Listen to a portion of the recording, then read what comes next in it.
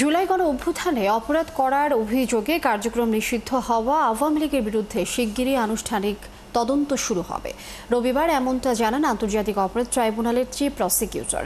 এদিন কুষ্টিয়ায় 6 জনকে হত্যা মামলায় মাহবুবুল আলম হানিফ সহ 4 জনের বিরুদ্ধে আনুষ্ঠানিক অভিযোগ দাখিল করা হয়েছে।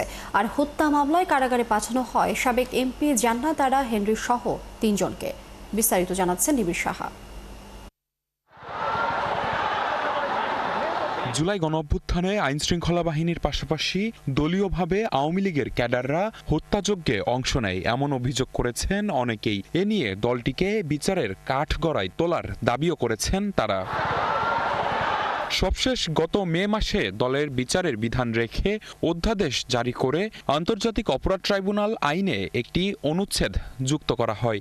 এতে বলা হয়েছে, মানবতা বিরোধী, শান্তির বিরুদ্ধে অপরাধ, গণহত্যা বা নির্দিষ্ট কোনো গ্রুপকে হত্যাসহ বিভিন্ন অপরাধে কোনো রাজনৈতিক দলকে শাস্তি দিতে পারবে ট্রাইব্যুনাল। নায়াসিনামাইড ও স্যালিসাইলিক সমৃদ্ধ লিলি ফেস ওয়াশ, যা ফেসের ডেড স্কিন সেল দূর করে দেয় দ্বিগুণ ফাস্টার ব্রাইটেনিং।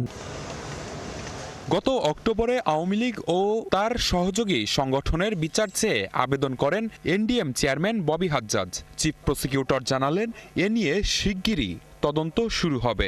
আওয়ামী লীগের বিরুদ্ধে দল হিসাবে আওয়ামী লীগের বিরুদ্ধে অপরাধী সংগঠন হিসাবে তাকে বিচারের মুখোমুখি করার জন্য প্রাথমিক তদন্তের কাজটা আমরা শুরু করতে যাচ্ছি। সেটা যদি পুরো দমে শুরু হয়, তখন আমরা বলতে পারবো আপনাদেরকে যে আওয়ামী লীগের বিচারের মুখোমুখি হওয়ার ব্যাপারটা কতদূর করাচ্ছে। এদিন সিরাজগঞ্জে 3 জনকে হত্যা মামলায় সাবেক এমপি জান্নাত আরা হেনরি সহ 3 জনকে কারাগারে পাঠান ট্রাইব্যুনাল 1। আর ট্রাইব্যুনাল 2-এ কুষ্টিয়ায় 6 জনকে হত্যা মামলায় আওয়ামী লীগের যুগ্ম সাধারণ সম্পাদক মাহবুবুল আলম হানিফ সহ 4 জনের বিরুদ্ধে আনুষ্ঠানিক অভিযোগ দাখিল করেছে প্রসিকিউশন। 4 জনই বর্তমানে পলাতক। আওয়ামী লীগের যুগ্ম সাধারণ সম্পাদক মাহবুবুল আলম হানিফ সহ মোট 4 জনের বিরুদ্ধে একটি নতুন ফর্মাল চার্জ আন্তর্জাতিক অপরাধ ট্রাইব্যুনাল 2-এ দাখিল করা হয়েছে। সেটার উপরে আজকে শুনানি অনুষ্ঠিত হয়েছে।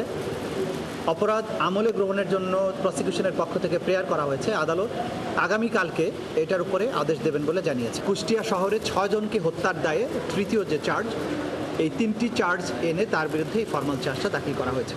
এছাড়া গুমের মামলায় সাবেক সেনা কর্মকর্তা জিয়াউল হাসানকে ট্রাইব্যুনালে হাজির করা হয়। চিফ প্রসিকিউটর জানান, গুমসহ আলোচিত বেশ কয়েকটি মামলায় এ সপ্তাহের মধ্যেই তদন্ত প্রতিবেদন হাতে পাওয়ার আশা করেছেন তারা। আমরা আশা করছি কালকে এই ব্যাপারে যথাযথ আদেশ। নিবিড় সাহা, ৭১, ঢাকা।